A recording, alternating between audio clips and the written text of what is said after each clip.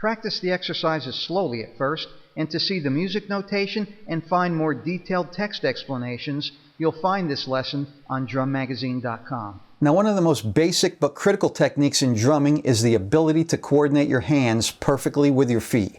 Regardless of whether we play a simultaneous right hand with a right foot stroke or left hand with a left foot stroke, or any combination up to playing all four limbs together, the result should give us a single sound as opposed to any overlapping flam type sloppiness. Although you can work on this two-part series by itself, if you plan to play these drills up to speed, I suggest you study our 6 Steps to 1000 Beats Per Minute series first. You'll find them online at drummagazine.com/lessons. They'll help you increase your hand speed up to 1000 beats per minute and beyond. And while you're at it, work on the same 6 lessons but replace your hands with your feet. This will help you develop equal speed and dexterity in your hands and feet, which will make this lesson much easier to perform up to speed.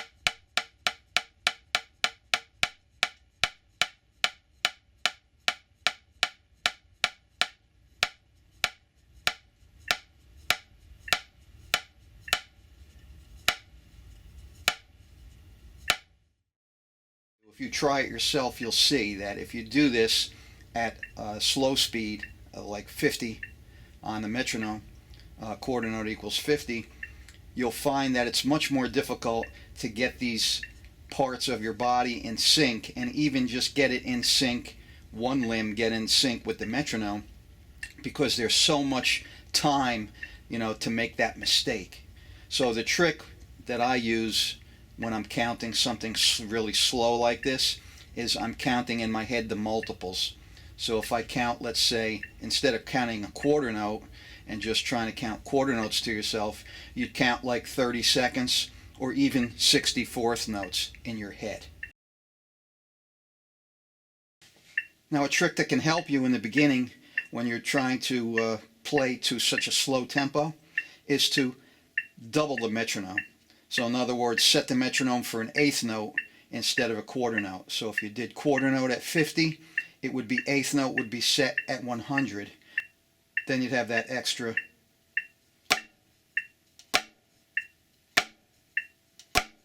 help of the metronome in there, that extra beat.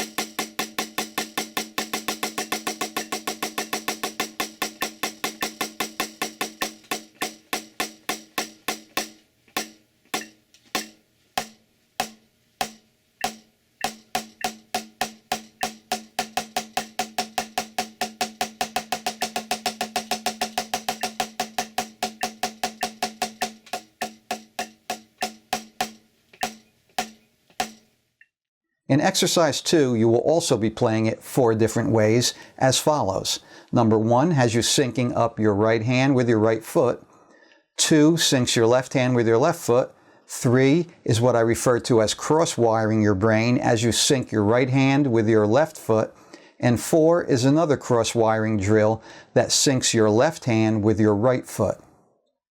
Now in the video examples, I'm usually playing these exercises up to speed, but when you're first starting out, practice them slowly and strive for a clean, accurate sound before raising your metronome tempo, and always track your progress in your notebook.